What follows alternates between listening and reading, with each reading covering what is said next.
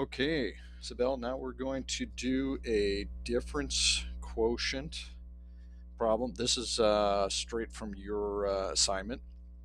This is one we didn't cover last time we met, where we have this quadratic function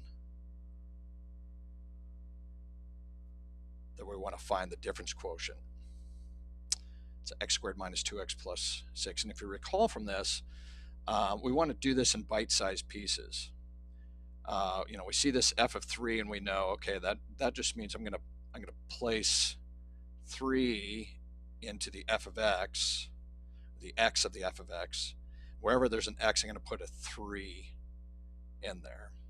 So let's do the easy part first, just for morale purposes. We'll do that first. That's a 3 squared minus 2 times 3 plus 6. What's that going to be? 9. 3 squared is 9 minus 6 plus 6.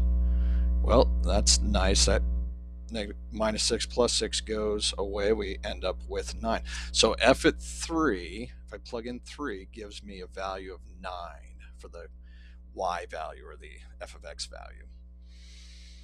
Now the not so easy part. So that was the easy part. Let's do this guy now. F at 3 plus h. So anywhere where there's an x in this, I'm going to put 3 plus h in place of it. So instead of x squared, I'm going to say 3 plus h squared. Instead of minus 2x, I'm going to say minus 2 times 3 plus h. And then plus 6. Let's expand this squared binomial. Remember, that's 3 plus h times 3 plus h.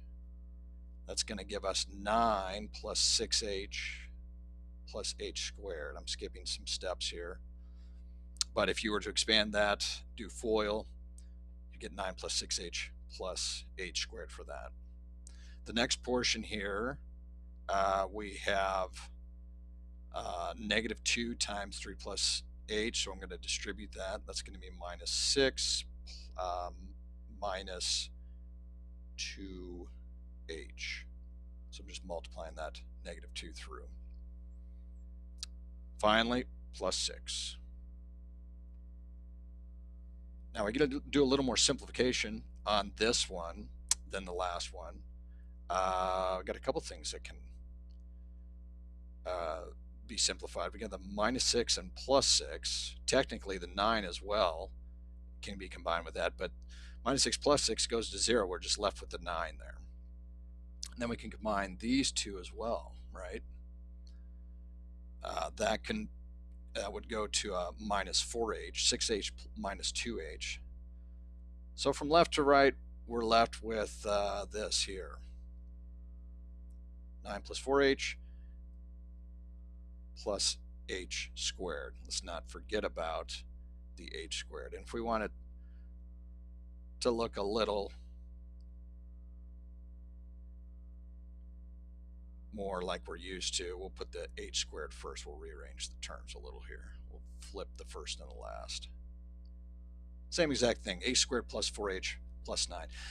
So we've done the f of 3, we've done the f of 3 plus h. Now we want to combine it all together, put them back into this original equation here, this difference quotient.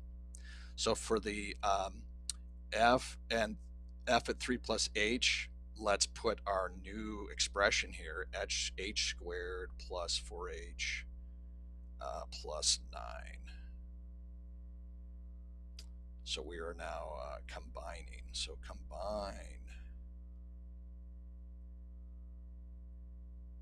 We're also going to include this h down at the bottom, right, in that expression.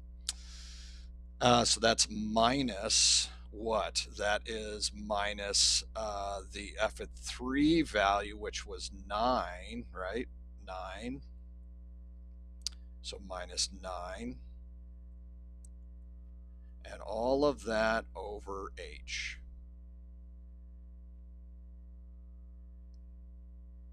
Well, that's not too bad.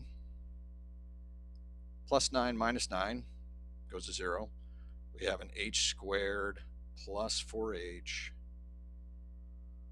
over h. And remember on this, we want to get that, we can't have h equals 0, right? Because if h is 0 on this different quotient, we have 0 in the denominator, that's undefined. So the goal is to get that h canceled out, to be, somehow find an h up top that we can divide top and bottom by h. Well, if we look at the numerator, h squared plus 4h, we have a greatest common factor of h, right? We can factor that out. We can distribute it out, reverse distribution, right? So the h goes out to each one. What are we left with leftovers here? H plus 4 in that, for that binomial, again over h. Lo and behold, there it is. The h's can cancel out, those just go to 1, and we're left with an h